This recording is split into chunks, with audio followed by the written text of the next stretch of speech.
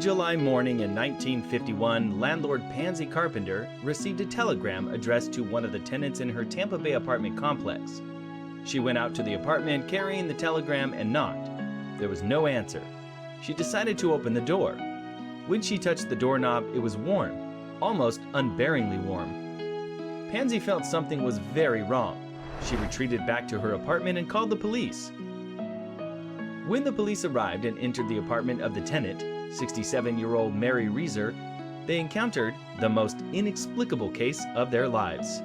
Mary, along with the chair she was sitting on, had burned to ashes. If it wasn't for the one remaining left foot, skull, and part of her spine, nobody, that what they were looking at is a person's remains. Mary's body had been almost completely cremated. Just next to the remaining spring of the chair was a pile of newspapers, intact. All of the furniture, carpets, walls in the apartment also intact. The only sign of a fire were a few softened plastic appliances and some soot at the ceiling from the heat and smoke. Mary Reeser had turned to ashes in the middle of her living room. Who is Mary Reeser? Mary Reeser and her husband, Dr. Richard Reeser Sr., hailed from Columbia, Pennsylvania. A few years after her husband died, she moved to St. Petersburg to be near her son and granddaughters. Reeser loved her family, needlepoint, and entertaining, but Florida was too hot for her liking, and she missed her friends back in Pennsylvania. Her son could tell she was upset about it on the last day he saw her. She had been too worried about taking a trip back home to eat supper. The pills she took before he left were the only thing in her system. No one quite knew what to make of the case, but there were plenty of ideas. Maybe the blaze was an accident. Maybe it was a lightning strike. Maybe, one Times reader proposed in 1951, Reeser died from spontaneous human combustion. The last theory was the one that spread furthest. Soon, the Cinder woman mystery of St. Petersburg made national headlines. St. Petersburg Police Chief J.R. Reichert received hundreds of theories from amateur detectives. Some claim that they smelled a strange odor outside of Reeser's home. Theorists blamed everything from the fabric of the chair cushion to napalm, phosphorus, and thermite bombs.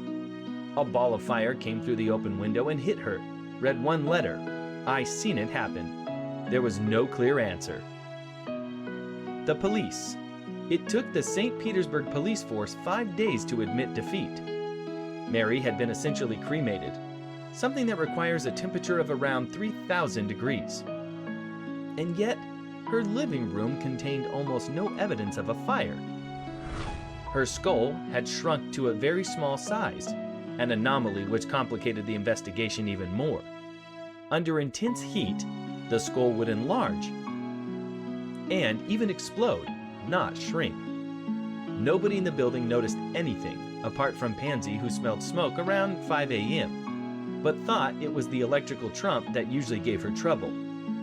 The only circumstance around Mary Reeser's death that the police were able to confirm was the approximate time, 4:30 a.m. This is the time a clock had stopped at after its socket had melted. The FBI. On July 7th, Police Chief J.R. Reichert put into a box the shoe from Mary Reeser's remaining foot, 6 small objects thought to be teeth, part of the carpet, and glass shards found in the ashes. He sent the box to FBI Director Edgar Hoover with a note, "We request any information or theories that could explain how a human body could be so destroyed and the fire confined to such a small area and so little damage done to the structure of the building and the furniture in the room, not even scorched or damaged by smoke." After several weeks, the FBI declared this a case of the Wick Effect, an unfortunate combination between Mary's flammable nightgown, her cigarette, and the fact that she'd been taking sleeping pills. Once the body starts to burn, there is enough fat and other inflammable substances to permit varying amounts of destruction to take place. Sometimes this destruction by burning will proceed to a degree which results in almost complete combustion of the body. FBI report. Chief Reichert also asked physical anthropologist Wilton Krogman to investigate. Krogman dismissed the FBI findings. "I find it hard to believe that a human body, once ignited, will literally consume itself. burn itself out, as does a candle wick, guttering in the last residual pool of melted wax. Just what did happen on the night of July 1st, 1951, in St. Petersburg, Florida?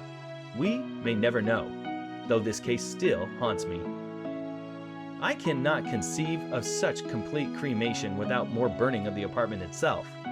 In fact, the apartment and everything in it should have been consumed. I regard it as the most amazing thing I've ever seen. As I review it, the short hairs on my neck bristle with vague fear. Were I living in the Middle Ages, I'd mutter something about black magic. No more answers would come forward in the Mary Reeser case. Chief Reichert, in a statement to the media, described it as the most unusual case I've seen during my almost 25 years of police work in the city of St. Petersburg. Theories. Spontaneous human combustion. The SHC, spontaneous human combustion theory, took hold almost immediately among the public and the media. To this day, almost 70 years after Mary Reeser's death, the case is still described with this label in the headlines. What is spontaneous combustion? Put simply, this is when an object ignites and burns without an external source of fire. While Mary Reeser is the most widely known case of inexplicable death by fire, other people have met similar fates.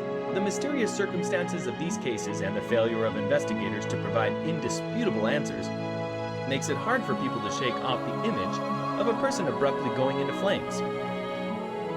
However, the FBI categorically ruled out the SHC theory in the Mary Reeser case. Wick Effect.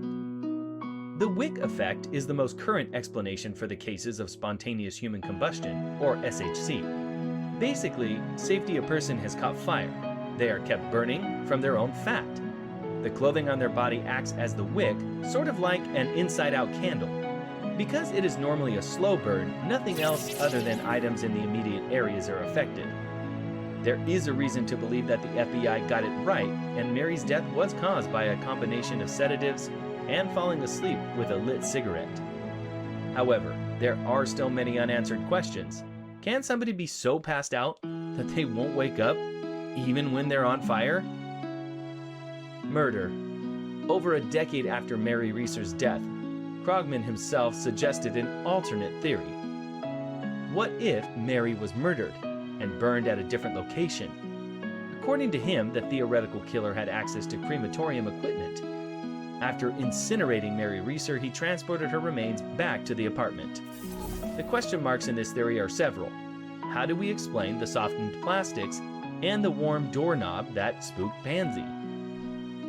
Why did the murderer kidnap, kill, and burn Mary together with her chair? And finally, why? Why would a murderer with access to crematorium return the remains of his victim back to her home? There are no satisfying answers to these questions, just like there is no single satisfying theory that explains all elements of Mary Reeser's unusual death. 70 years later, it remains one of the biggest unsolved mysteries in modern history. So, what do you think happened to Mary Reeser? Do you have theories of your own? Tell us about them in the comments down below. Do you enjoy creepy contents like this? Give this video a thumbs up, subscribe to our channel, Haven, and while you're at it, hit that notification bell so you're always updated whenever we have new uploads.